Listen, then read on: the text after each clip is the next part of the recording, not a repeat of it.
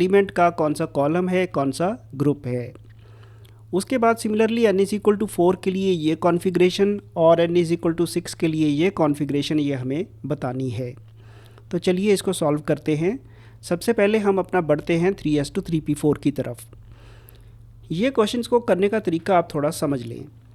एक बात तो मैं पहले कहना चाहूँगा कि आपको सारी की सारी नोबल गैसेस का पता होना चाहिए।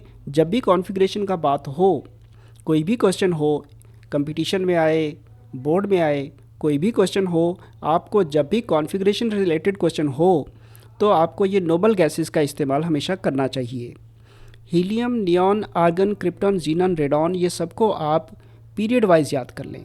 1, 2, 3, 4, 5 और 6 इनके एटॉमिक नंबर सारे याद होने चाहिए। तो इससे आपकी स्टोरी बहुत हल हो जाती है। अब इस क्वेश्चन पे आता हूँ। इस क्वेश्चन को देखते ही हमें पता चल रहा है कि इसका जो पीरियड है वो है 3।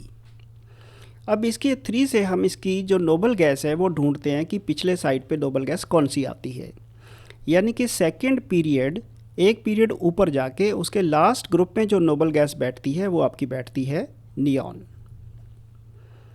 इसका मैं कॉन्फ़िगरेशन क्विकली अगर साइड पे लिखना चाहूँ तो वो नियॉन 3s2 3p4 आ जाता है। ये कम से कम मुझे इससे काफ़ी इन्फॉर्मेशन मिल जाती है, काम आ जाता है।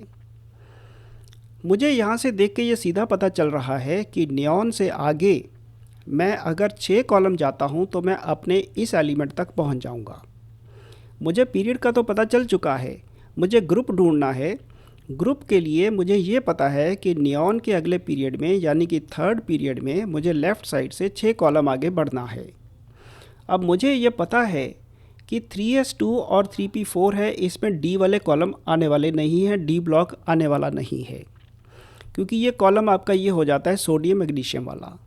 तो अब मैं अगर इधर से 6 जाऊंगा तो 1, 2, 3, 4, 5 और 6। ये यहाँ तो मैंने पीरियोडिक टेबल का ये फिगर बना दिया है, लेकिन रफ सा आप इसको याद भी कर ले थोड़ा सा, ताकि एग्ज़ाम में आप एक रफ बना लें तो ये जिस तरह मैं टिक लगा रहा हूँ इस तरह आप वहाँ पे एस्टीमेट लगा पाएँ। अब मैं सल्फ़र पे रुकता हूँ।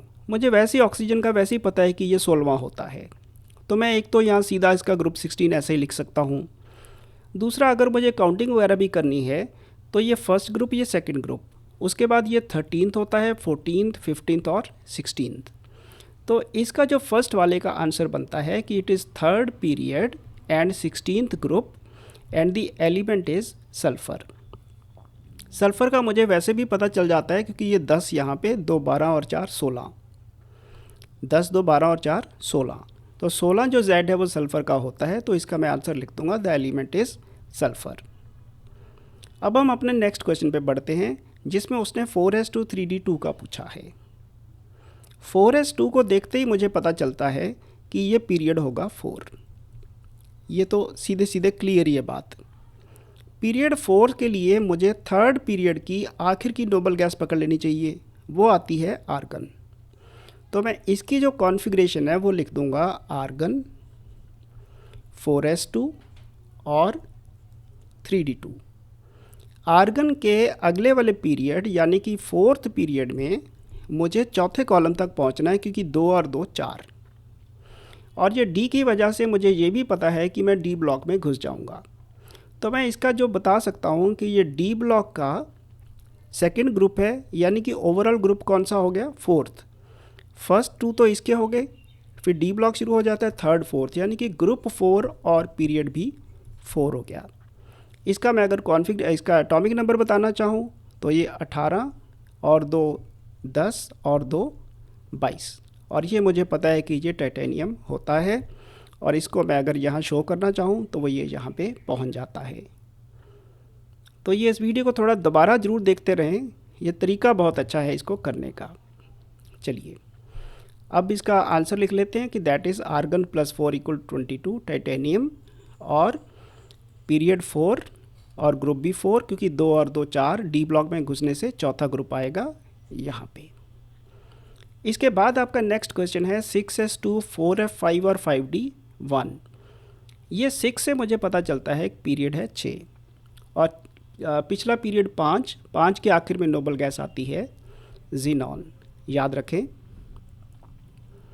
तो कॉन्फ़िगरेशन इसका बनेगा 4F7 5D1।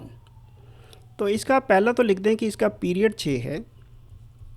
दूसरी बात, क्योंकि F यहाँ पे है, सेफ़ आंसर इसका ये है period 6 7th lanthanide.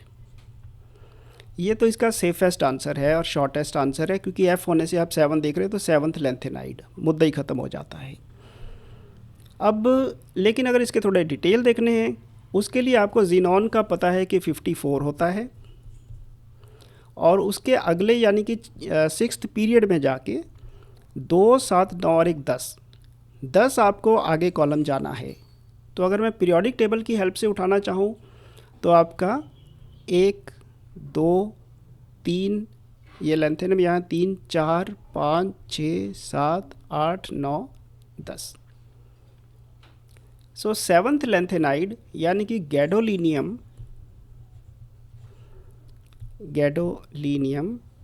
Symbol GD, और इसका एटॉमिक नंबर कितना होगा 54, इसका ज़ीनॉन का है 56 63 और एक 64, यानी कि GD 64 है इसका आंसर।